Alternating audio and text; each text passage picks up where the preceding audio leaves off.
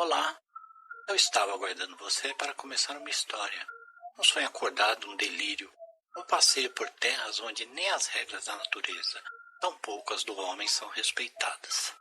Talvez por vezes você se sinta desconfortável. Talvez fique sem explicações. Mas esse é o preço da minha companhia. Bem-vindo ao Tresvario.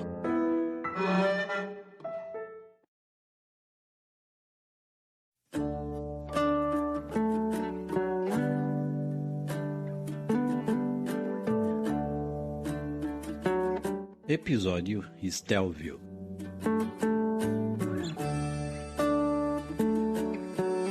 Stelvio, uma típica cidadezinha rural no norte das Américas, igual às que já vimos tantas vezes na TV, porém com suas peculiaridades. Mais do que a cidade, o nome batizava toda uma planície, o distrito de Stelvio. A cidade ficava localizada na região central do distrito, onde se concentrava o comércio, o entretenimento e a religiosidade dos habitantes. No centro, as casas tinham arquitetura bem parecidas, variando em pequenos detalhes, agradavelmente bem coloridas, cada qual com seu jardim na frente. A disposição formava blocos idênticos a cada quarteirão, o que deixava claro que a cidade havia sido planejada. Esse era um detalhe que passava despercebido pelos moradores, que eram pouquíssimos curiosos.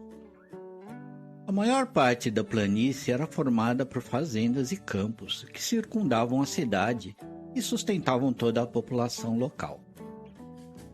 A agricultura fornecia uma tímida diversidade de grãos, legumes e frutas. A pecuária e a avícola proviam carne, couro, leite, ovos e mais uma pequena variedade de derivados. Além das árvores dos pomares, existia uma espécie de pinheiro pouco alto e espalhado por toda a planície. Eram bem resistentes e considerados sagrados. Não podiam ser cortados ou danificados. Eram chamados as árvores dos anjos. A tecnologia e medicina eram pouco desenvolvidas, dependendo de equipamentos e remédios que eram trazidos de fora. As áreas campestres, além de locais de lazer, acomodavam em cabanas simples um ou outro morador que preferia ficar mais próximo à natureza. Além dos derivados, a criação animal era essencial para a atração de equipamentos agrícola e transporte, apesar de já haver alguns poucos automóveis. Esses funcionavam a bateria. Era o único caso em que a eletricidade era aplicada. Embora eles a desconhecessem, simplesmente usufruíam a tecnologia que vinha de fora sem precisar entendê-la. Em torno da planície margeava uma muralha natural, formada por escarpas bem íngremes e altas, fazendo com que Stelvio parecesse existir no interior de uma cratera. O clima variava muito pouco durante o ano, com duas estações, o outono um pouco mais frio e a primavera, numa temperatura agradável. A luz do sol era intensa, mas pouco quente. O povo era bastante pacífico e fraterno entre si. Suas crenças eram baseadas no livro das virtudes, escrito por uma entidade superior, que chamavam simplesmente o Criador, que só falou com eles através desse livro, o qual se tornara o manual de conduta moral do povo esteliense. O sacerdote Dom Carlos, acompanhado dos seus asseclas, era quem conduzia os cultos e o ensino religioso aos domingos. O vínculo afetivo que havia entre a população não parecia algo vindo do livro ou mesmo da cultura, mas sim algo em suas essências, presente em seus DNAs. Mo, um dos célebres estelienses, possuía 3 caminhões que levavam e traziam carga para o distrito, sendo ele próprio um dos motoristas, junto com sua esposa Lucy e seu irmão mais novo, Joe. Joe era casado com Dulce e não tinha filhos. Viviam de mimar os 2 filhos de Mo. Nesse momento, Mo trocava as baterias gastas na oficina de Valence. Parar por falta de bateria longe da cidade era um transtorno. A troca demandava um pequeno guincho especial para içar cada uma e pôr no lugar, ou uma força de uns 6 homens pelo menos, com o grande inconveniente de serem quase da altura de um adulto, pesadas, lisas e cilíndricas. Já os carros de passeio tinham uma manutenção bem mais simples. Era uma única bateria e ficava deitada embaixo do carro. A usada era solta e o carro levantado. Trocava-se a esgotada por uma nova, depois bastava descer o carro sobre a bateria carregada, prendê-la e conectar os polos elétricos. A menina curiosa, Irene, junto da amiga Daisy, se aproximaram da oficina. Daisy era a irmã mais nova de Dulce. Ficaram olhando aqueles cilindros que foram retirados, apreciando as marcas e cores que vinham na superfície da bateria. Pegou uma pedra e arranhou fundo uma letra, até chegar no metal brilhante. Ninguém sabia ler o que estava escrito naquelas coisas. Irene, Valence chamou sua atenção. Você não tem ideia do peso dessa coisa. Não seria difícil sair rolando por cima desses corpinhos magrelos de vocês. Bronqueou Valence, em um tom bem-humorado, mas realmente preocupado. Quando haverá nova carga até a gruta? Perguntou Irene a Mo. Mais 2 dias, por quê? Vocês já aprenderam a dirigir o caminhão ou querem me ajudar com a carga? Respondeu Mo, brincando com a curiosidade da menina. Irene riu. Não, só gosto de ver as coisas acontecendo na cidade, mesmo sendo sempre as mesmas coisas. Saiu procurando por outra coisa que a distraísse. Essa garota tem algo que não sossega e o doutor não consegue resolver, comentou Valence. Talvez por isso o Dr. Baker a tenha contratado como aprendiz, para ficar de olho nela, em vez de resolver o problema de sua cabeça. Respondeu Mo, girando o dedo em círculos em torno de sua orelha. Mas nessa idade é assim, depois acalma. Essa outra aí é mais tranquila, irá mantê-la fora de encrencas. Completou, referindo-se a Daisy. Porém, a verdade é que ninguém ali nunca havia visto tanta curiosidade e senso crítico, sendo em criança, adolescente ou adulto. Eles não entendiam sua dificuldade de simplesmente aceitar o mundo, como sempre foi. Ela tinha muitas perguntas em mente, então fora tratada como uma criança problemática. Agora, adolescente, continuava com um comportamento incomum àquele povo. Daisy não a via como uma estranha, apesar de não conseguir acompanhar o raciocínio da amiga. O médico e veterinário Dr. Baker também percebeu um grande potencial, apesar de tantas perguntas. Era uma ótima aprendiz. A curiosidade dela quanto à carga referia-se ao trabalho de Mo e sua equipe, levar encomendas e buscar na gruta. Levavam de coisas enormes, como baterias gastas e outros resíduos, até pequenos recipientes com amostras, coletadas pelo Dr. Baker, ou ainda relatórios sobre alguém ou algum animal, providenciados pelo médico. Também vinham cartas com essas solicitações a ele. O doutor não sabia o destino daqueles dados médicos e biométricos, mas percebia que havia uma relação entre o material que enviava e, eventualmente, o retorno com medicações e instruções a alguém em especial. A gruta era a única passagem conhecida de acesso ao distrito. Não para o povo local. Não se saía de Stellville enquanto fosse vivo. Essa passagem era pouco mais que um recuo entre as escarpas. Não lhes era permitido permanecer ali após carregar e descarregar. Era outro ponto sagrado, um dos primeiros mandamentos do Livro das Virtudes. Dentro da gruta havia 2 plataformas de pedra em paralelo, bem lisas e polidas, como se fossem altares.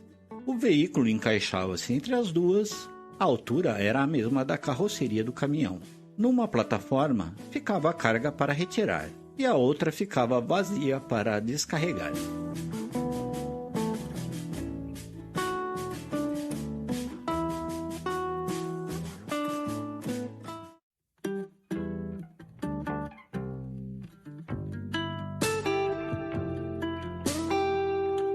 Chegou o fim do dia, e o sol começou a se pôr.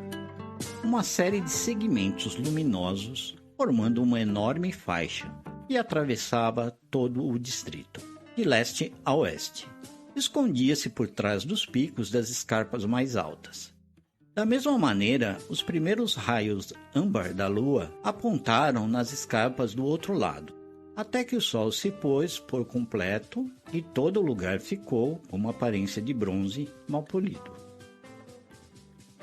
Apesar da diferente luz, a lua copiava a forma e a trajetória do sol. Irene e Daisy passeavam juntas aproveitando o restinho da noite, já que logo teriam que se recolher. Ainda que incomodasse um pouco, Irene obviamente era muito querida. Afinal, o amor ao próximo ali era algo vital. Porém, frustrava-se por não despertar interesses semelhantes em nenhum amigo. Ela andava com os polegares atravessados nos suspensórios do seu macacão jeans e tinha os cabelos pretos presos em um único laço. Já Daisy era um pouco mais velha das duas. Usava um vestido e os cabelos castanhos soltos. Era uma das garotas mais lindas de Stellville. Elas chegavam na idade de começar a namorar, tendo que beijar algum menino. A Irene não falava no assunto. Sabia que não seria obrigada a beijar ninguém. Então estava tranquila, mas Daisy estava preocupada. O que teria que fazer? E se fizesse algo errado? Torcia para namorar um menino que não soubesse nada de beijo também. Assim não passaria vergonha. Quiçá aprenderiam juntos.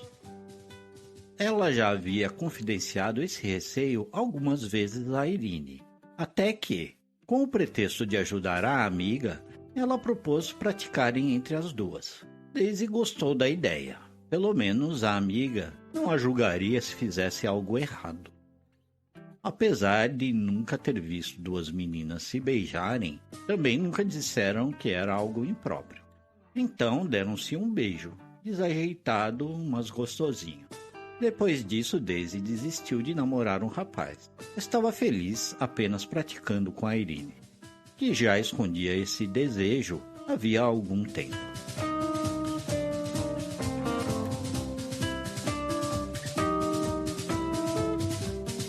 Em uma tarde, a Irene acompanhou o Dr. Baker até a fazenda dos Greeks, que era dedicada à criação de gado leiteiro. Ajudava com o parto de um bezerro. Por vezes se perdia a cria e até a mãe em acidentes de parto. Uma ajuda profissional reduzia muito esse risco. O doutor apenas supervisionava. Já fazia um tempo que a menina aprendera a fazer o parto dos animais com um médico. Depois de puxar o bebezinho pelas pernas, deitou-o em seu colo enquanto limpava o animalzinho. Como as vacas não passavam da altura da cintura, obviamente os seus bebês também eram bem pequenos. Após se certificar que tudo estava bem com o filhote, foi ver os arredores, onde estavam reformulando os muros para redistribuir o espaço do gado. Esses muros eram feitos com tijolos que vinham também de fora. Eram coloridos e, segundo aprendera na escola, feitos de material plástico, assim como os carros. Os tijolos tinham comprimentos variados, mas todos se encaixavam. Um tijolo era colocado sobre o outro e seus pezinhos redondos entravam no de baixo. Então os homens vinham batendo com suas marretas de borracha até se assentarem perfeitamente. Irene observou que uma peça deixou a marca dos pezinhos impressa no solo argiloso, como uma pegada. Havia uma inscrição, então copiou-a em um papel. Na volta ficou analisando aquela anotação no carro do Dr. Baker. Claramente não tinha utilidade prática alguma para a peça, assim como os escritos da bateria. Mas, nesse caso, era em alto relevo. Isso provocou mais ainda aquela cabecinha inquieta. Encontrou-se com Daisy no final do dia. Apesar do romance secreto, já se tratavam como namoradas. Falou do parto da vaquinha. Daisy se encantava mais com a empolgação de Irene que com o fato em si. No dia seguinte, arriou uma charrete. Era o transporte mais usual da região. O modelo mais comum comportava 2 pessoas, feitas com um fino e resistente material metálico. Tinham aparência delicada, porém eram bastante robustas. Jacob tinha uma fábrica dessas charretes e dobrava o aço como um artista. O maior trabalho era arriar o animal. Eles eram fortes e enormes, maiores que qualquer homem adulto. Irene precisava subir em um caixote que ficava no celeiro, para alcançar a cabeça e prender o cabresto, que era o primeiro acessório a ser colocado. Assim eles ainda conseguiriam se alimentar sem abrir o bico o suficiente para esmagar a cabeça de alguém. O risco era pequeno. Desde filhotes já vinham sendo adestrados para puxar charretes e equipamentos agrícolas. Mas a cautela era necessária. Afinal, a força do animal era descomunal. Felizmente, o criador havia feito-os com asas atrofiadas. Imagine aqueles monstros voando livremente pelos céus. O destino de Irene era a casa de sua avó, Sra. John, que morava no campo um pouco afastado da cidade. A velha havia sido professora no centro de Stellville durante anos e anos. Havia ensinado os pais, a professora de Irene e qualquer adulto da comunidade. A cada semana recebia 2 a 3 vezes a visita da neta. Sempre tinha pronto biscoitos, torta ou bolo. Sentia prazer em observá-la abocanhando o doce. Preparava-o já imaginando tal cena.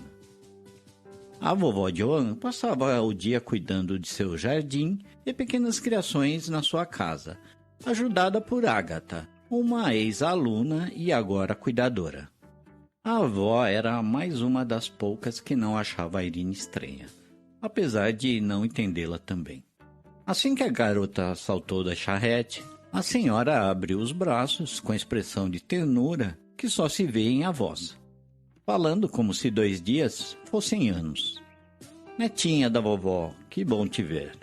Depois do abraço, a moça entregou a sua anotação à anciã, explicando. Vovó, ontem me deparei com esses símbolos, veja. Sim, já vi esses símbolos. São inscrições que vêm nos tijolos, correto? Respondeu a mestra, lembrando-se vagamente onde havia visto aquelas marcas relativamente simples. Isso mesmo, parecem ser entalhadas e se repetem a cada pezinho do tijolo. O mais perto que conhecia de uma escrita em alto relevo como aquela era entalhes em madeira, o que serviu de referência à menina. Sim, minha querida, esse tipo de escrita está em quase tudo o que vem de fora. Venha, vamos tomar um chá com biscoitos na varanda enquanto falamos desses símbolos, disse a avó, estendendo a mão em sinal de convite para a mesa. Nem a sua avó poderia responder às perguntas de Irene, mas ela tinha paciência para ouvi-la. Sabia o quanto era importante para a menina dar-lhe atenção. As duas ficaram analisando o formato das escritas. Eram símbolos ovais e hastes, tanto verticais quanto horizontais, pouquíssima semelhança com a escrita que conheciam.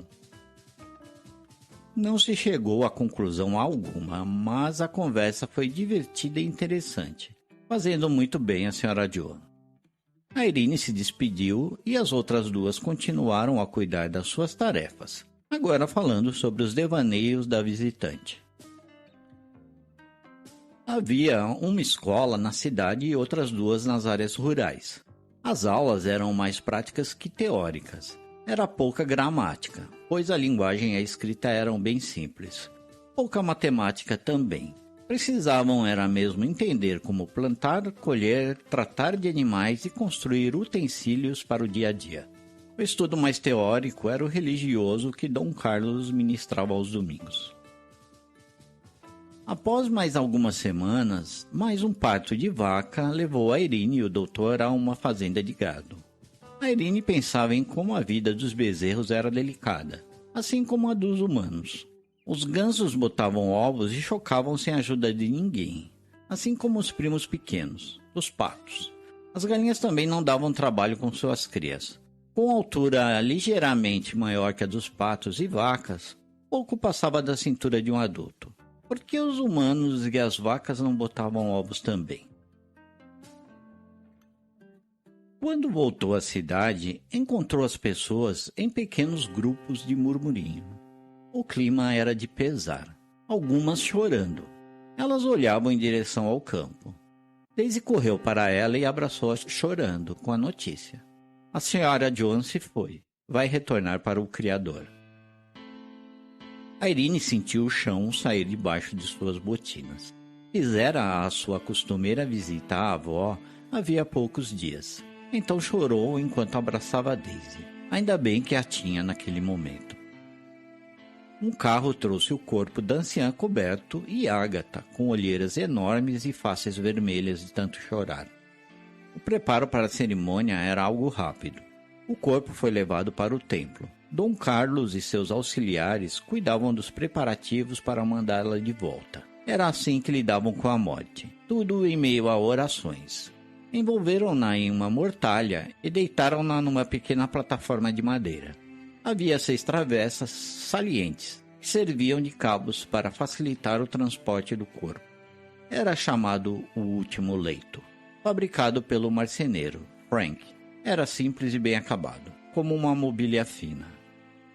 Havia uma certa urgência nesse processo. Não existiam técnicas avançadas para conservar o corpo, além de algumas ervas que embebiam a mortalha. Algum veículo teria que levá-la até a gruta e deixá-la na pedra, com um parecer do Dr. Baker. Tudo era feito em cortejo de carros e charretes. Assim o fizeram, e o corpo sobre o leito foi deixado em um dos altares. Descartável, uma bateria velha e descarregada, pensou a Irene. No retorno, ia na charrete com seu pai. Ficou todo o tempo olhando para trás até não conseguir ver mais nada da gruta. O período de luto tinha um tempo curto entre os estelienses, mas não para aquela menina com questões filosóficas mais elaboradas.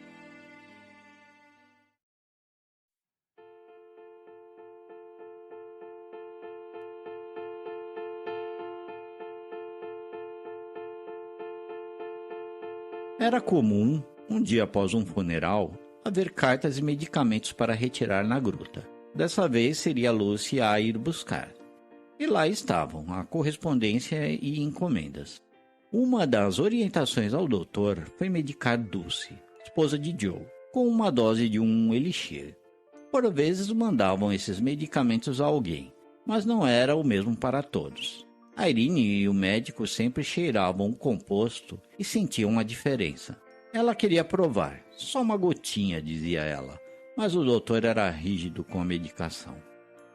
O médico visitou o casal, ainda sem a Irene. Ela nem havia ido para o consultório nesse dia, e as pessoas respeitavam o seu tempo prolongado de luto. Embora nem o Dr. Baker soubesse disso, o medicamento ministrado desencadearia um novo acontecimento em Stelville.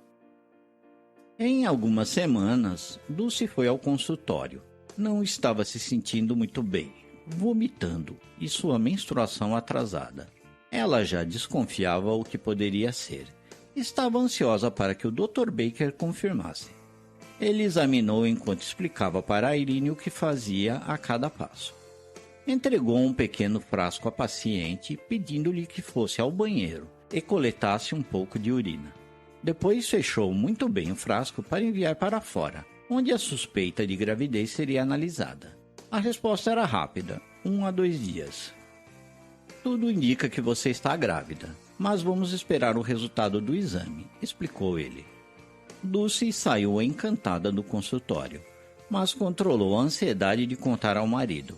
O segredo ficou entre eles, inclusive Daisy, que ajudara a irmã com o mal-estar. Irene não se conformava com a ideia de colocar xixi em um frasco, deixá-lo numa gruta e, misteriosamente, alguém dizer se a pessoa está grávida ou não. Quem recolhia a amostra? Como sabiam se a pessoa estaria grávida examinando a urina? Em 3 dias, o doutor recebeu a resposta positiva para a gravidez da mais nova mãe do distrito, juntamente com algumas recomendações e outros medicamentos. Correu imediatamente para comunicar a Dulce que, adiante, foi encontrar o marido. Anunciaram na cidade, e logo a notícia terminou em festa. Fazia um bom tempo que não nascia ninguém em todo o distrito. O último bebê havia sido o segundo filho do fazendeiro Sr. Young e já estava deixando os pais loucos, escondendo-se deles em meio às plantações. A Irene não se empolgou tanto com a notícia, o que chateou Daisy. Ela se empolga mais com o nascimento de um bezerro do que de uma criança, pensou ela. O fato de ser seu sobrinho deixava-a ainda mais aborrecida. Mas o problema de Irene não era com o fato. Normalmente estaria comemorando como a todos no distrito. O momento que não era favorável. Ela andava muito introspectiva e um tanto apática.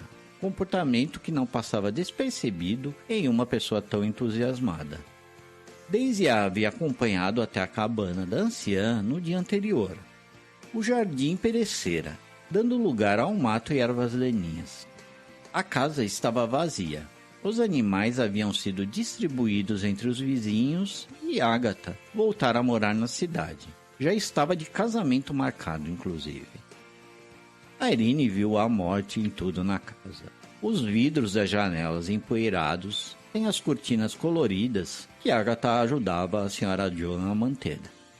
O chão da varanda coberto de pó e folhas secas. A Irene observava a degradação com lágrimas nos olhos. Era como se a vovó estivesse sendo apagada agora da memória do lugar.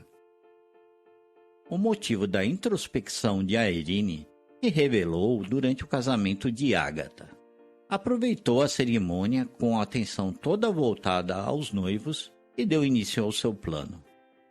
Entrou no depósito do templo e pegou escondida uma peça da mortalha. No dia seguinte, foi à marcenaria e comprou algumas madeiras. Disse a Frank que precisava de uma prateleira. Em segredo, procurou Joe e propôs seu plano a ele. Não, não e não. Irene, você precisa parar com essas ideias malucas. Vai acabar se machucando ou algo pior. Joe se recusou com alguma veemência.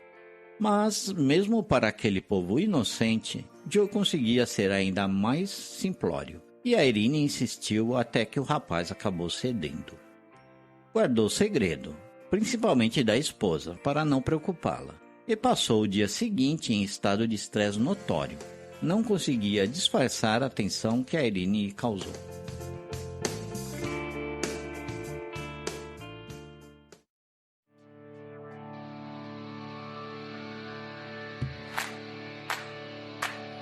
Na manhã combinada, a Irene arriou o ganso à charrete e foi em disparada para a velha cabana antes mesmo do sol nascer. Lá estavam escondidas a mortalha e as tábuas já pregadas, formando um arremedo do último leito, mas que serviria aos seus propósitos. Joey passou na cabana, pegou o leito e colocou na carroceria. A Irene entrou na cabine do caminhão. O sol começava a nascer. Ele passou o mais longe que pôde da cidade, em direção à gruta. Ao chegarem, pegaram o leito improvisado e o jogaram em cima da pedra. Irene pediu para Joe ajudá-la com a mortalha e depois colocá-la sobre o leito. Ele tremia de estresse enquanto colocava-a sobre a madeira. Ainda muito assustado, no momento de ir embora, saiu com o caminhão, mas não conseguiu dirigir. Seus pés não tinham força para acelerar.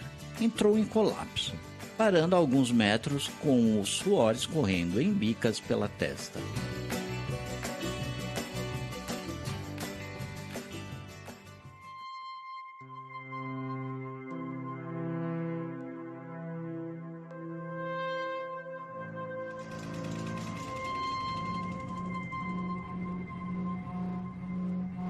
Enquanto isso, no laboratório que cuidava de todo o material que transitava pelos limites de Tellville, o professor Ashida estava só, em seu turno cuidando do experimento, ou homunculário, como fora batizado. O sinal de que havia algo para retirar tocou, e uma luz vermelha piscava. Ele desceu a escada vertical que terminava no cubículo rebaixado, uns 2 metros abaixo do nível em volta. Sentou-se de frente a uma mesa com alguns instrumentos e abriu o pequeno visor. Em seguida, a portinhola de acesso à grande câmara. O que eram rochas do fundo da gruta de um lado Era uma pequena porta de correr vertical do outro. Uma alavanca a fazia deslizar. Viu o corpo sobre a plataforma e ficou confuso, trazendo-o para a mesa. Não havia nenhum relatório anexado a ele. Joe se recuperou do estupor do seu estresse quando viu a mão gigante enluvada puxando a Irene através da fenda. A adrenalina devolveu-lhe os reflexos. O professor Ashida baixou a alavanca, fazendo a porta deslizar para baixo. Sentiu algo obstruindo o fechamento completo. Forçou mais um pouco. Então parou para ver o que estava empatando. Nesse instante, o minúsculo suposto cadáver se desenrolou da mortalha, dando um tremendo susto no cientista. O professor Ashida parecia uma estátua, uma carranca, atônito, com a boca aberta e olhos arregalados. Como se não bastasse esse choque, na porta havia uma cena ainda mais estarrecedora. Joe com o braço esmagado, caído na entrada sobre uma poça de sangue. O professor o trouxe com cuidado para sua mesa. Era muito sangue até para aquele ser com 6 centímetros de altura. Ele não podia fazer mais nada. A Irene correu e tentou estancar o sangue com a mortalha. O cientista puxou uma lente com iluminação, presa por um suporte articulado. Percebeu que era tarde demais. Não seria possível que o pequenino homem ainda estivesse vivo. A Irene sentiu o maior desespero da sua vida. Perdeu a sensatez e desejou morrer de tanta culpa que a assolava. Não era para isso acontecer. Eu quero morrer. Quero morrer. Gritou ao homem em um choro angustiante. Continuou repetindo essas palavras em tom de lamento ao lado do corpo. O cientista permanecia mudo. Também não se conformou com o que acabava de acontecer. Tirou o corpo das vistas de Irene em meio aos seus protestos e limpou o local com lencinhos. Passaram-se minutos e minutos, apenas ouvindo-se o choro baixinho da pequena e seus soluços, mais de meia hora até conseguir se recompor.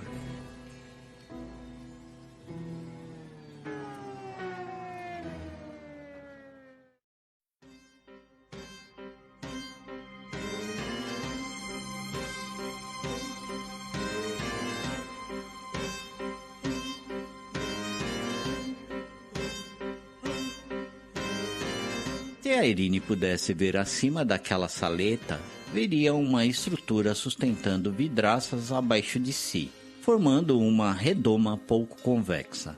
Os vidros eram revestidos em película especial. Era a face externa do céu de Stellville. Um maquinário movia uma barra de LEDs rentes a essa cúpula rasa, de leste a oeste do distrito, cumprindo o ciclo diurno acima do firmamento de Stellville. O distrito ficava em um enorme espaço, mesmo para os cientistas gigantes, como um ginásio esportivo. Em toda a sua lateral arredondada, havia terminais e monitores. Ficavam nas costas das escarpas intransponíveis, alguns desligados, outros divididos em pequenos quadros mostrando pontos específicos do distrito. Imagens que vinham das árvores dos anjos e de outras câmeras camufladas por toda Stellville. Um espetáculo científico e tecnológico, mas tudo fora das vistas da garota. A Irene, correto? Perguntou ele, olhando pela lente. Ela confirmou, mexendo a cabeça em sinal positivo.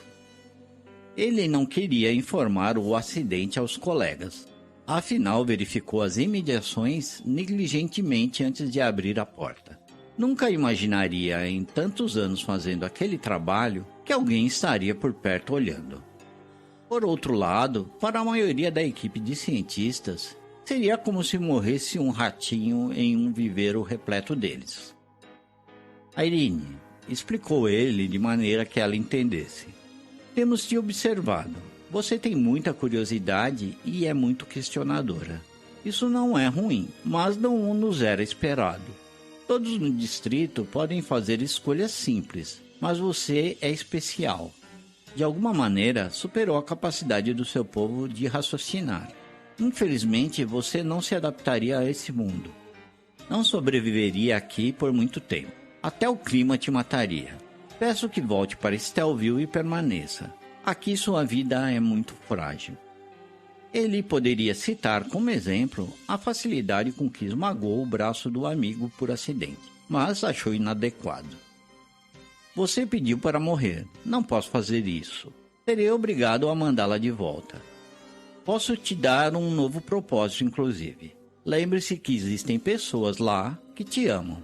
Pense no desespero de Daisy e dos seus pais.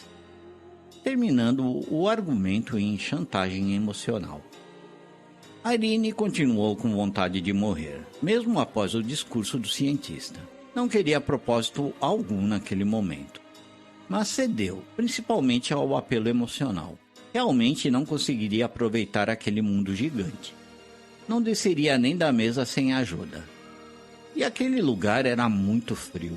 Ela já estava usando a mortalha como agasalho, quando o homem lhe deu uma espécie de manta para que se cobrisse, logo após de ter limpado seus óculos com tecido. Seria um fim de vida bem pior que em Stellville, que apesar de entediante, ela a amava. Ok, eu volto para casa. Respondeu já começando a gostar do gigante. Então temos que combinar algumas coisas, disse ele. Você não pode contar a ninguém que esteve aqui. Provavelmente iriam pensar que você é mais maluca do que já pensam. O melhor a se fazer é guardar segredo. Quanto a Joe, o destino do seu corpo é aqui. Farei um relatório informando o Dr. Baker que ele teve um ataque cardíaco próximo à gruta e morreu. Então nós mesmos recolhemos o corpo. A justificativa era péssima. No entanto, o cientista sabia que a natureza dos seus humaninhos não era questionadora. A única que poderia causar problemas estava ali, e já havia causado bastante. Vou mandar você de volta em algum lugar próximo à cidade, completou ele. Irene aproveitou a solicitude do professor e fez um pedido. Antes de ir, tem algumas perguntas. Creio que o senhor poderia respondê-las. O cientista concordou. Ok, podemos falar a respeito de algumas coisas. A menina despejou uma série de perguntas sobre tudo o que pôde. Ele explicou da melhor maneira possível. Apesar de Irene ser inteligente, ela tinha o conhecimento de base limitado, adequado ao homunculário.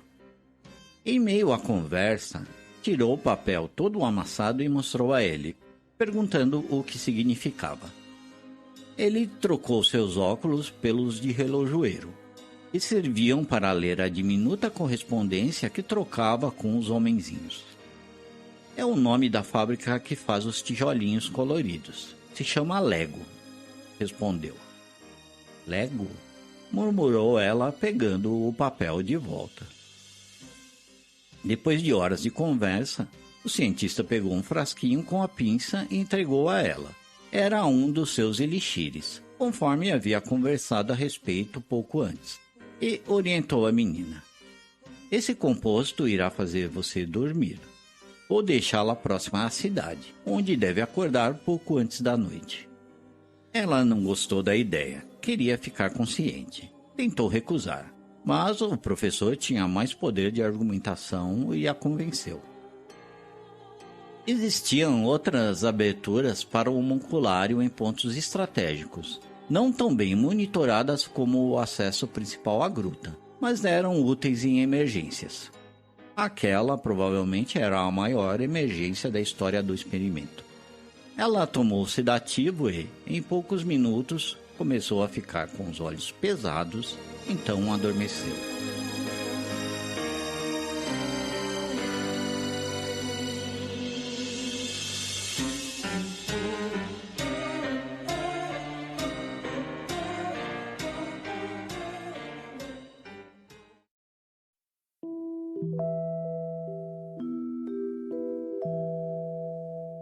Despertou com uma tremenda ressaca em uma pilha de feno. Apesar da distância, a cidade estava à sua vista.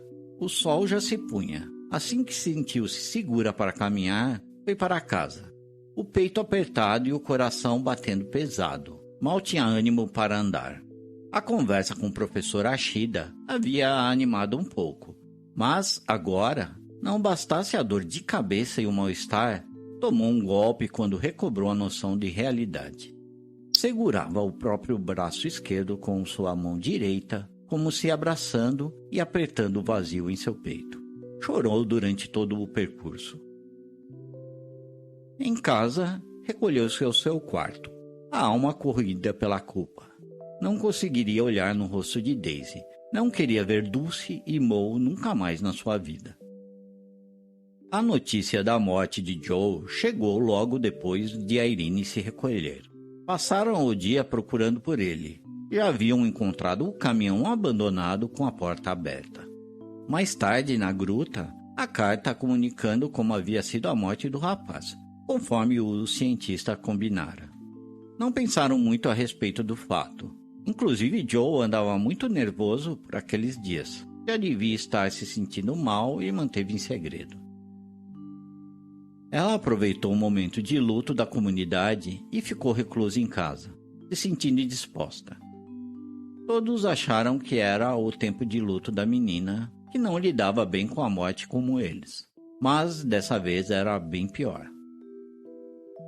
Aos poucos, Irene retomou sua vida, porém com significativas mudanças. Abandonou sua função como auxiliar do médico e decidiu mudar-se para a antiga cabana da avó. Com a ajuda do seu pai e amigos, fizeram a faxina e uma reforma. Deram novas cores à morada e cuidaram de pequenos reparos. Irene limpou o jardim e preparou a terra para receber novas flores. Seria um jardim muito maior que o da anciã, fruto de sua conversa com o professor Ashida. Com exceção de Daisy, não costumava receber visitas, além do grande volume de encomendas. Os pacotes traziam brotos e sementes de novas plantas que obtiveram sucesso na miniaturização genética. Ela quem cultivava esses novos exemplares, informando todos os detalhes ao laboratório, dessa forma integrando-se ao corpo de cientistas. Nas cartas, curiosidades que a Irene poderia gostar de saber. O homem gigante passará a ser o seu novo orientador e tornado a sua vida bem mais feliz. Enviava-lhe muita informação que, naquele pequeno mundo em que vivia, somente ela poderia interpretar. As visitas de Daisy ficaram cada vez mais duradouras, até que um dia resolveram que ela deveria ficar de vez. Os pais de ambas gostaram da ideia. Aquela maluca sozinha na cabana era algo preocupante. Alguém precisava cuidar dela.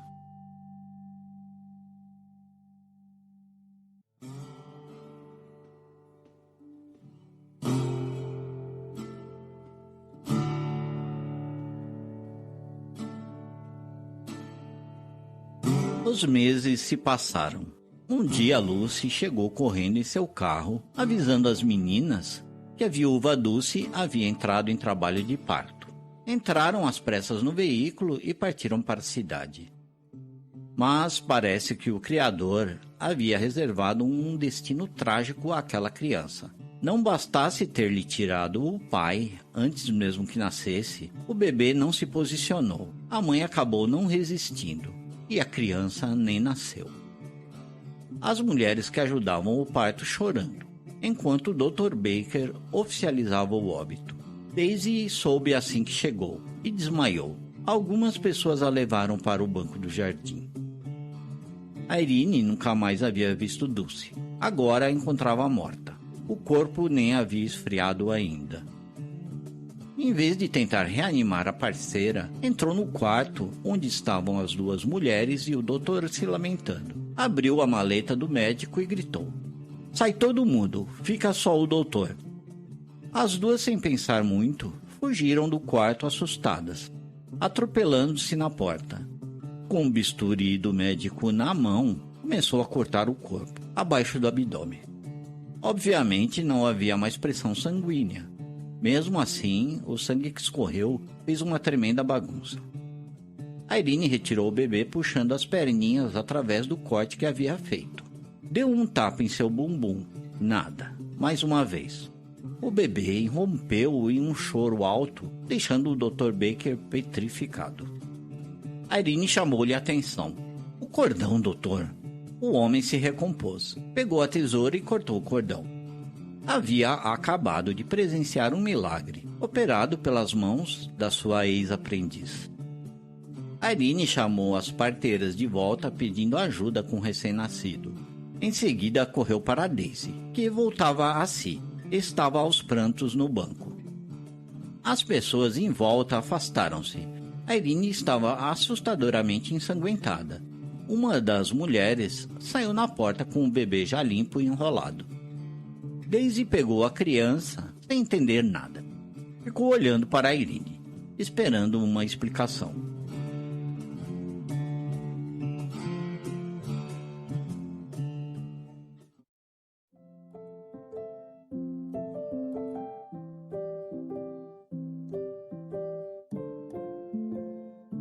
Dias se passaram.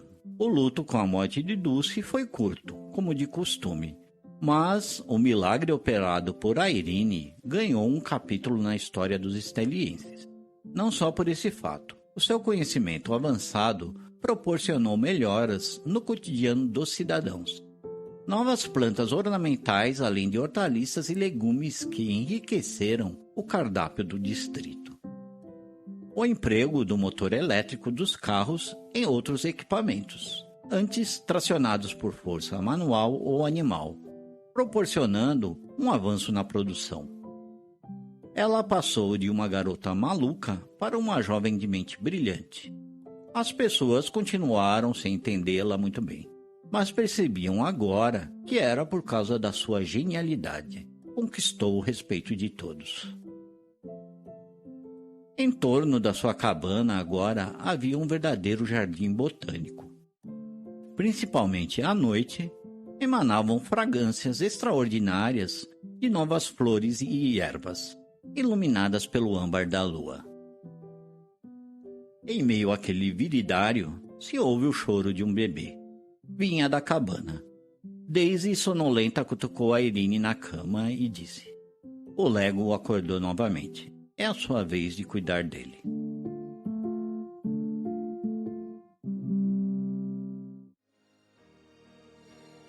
Querido ouvinte, obrigado por ter escutado até aqui. Espero que você tenha gostado. O Tresvarium tem como proposta inicialmente um episódio por mês. Esse foi só o primeiro. Sabemos que temos muito a melhorar. Se tiver algum comentário, crítica ou sugestão, teremos prazer em ouvi-lo. Interaja com a gente. O nosso @ é Tresvarium nas redes sociais ou pelo e-mail tresvarium@gmail.com.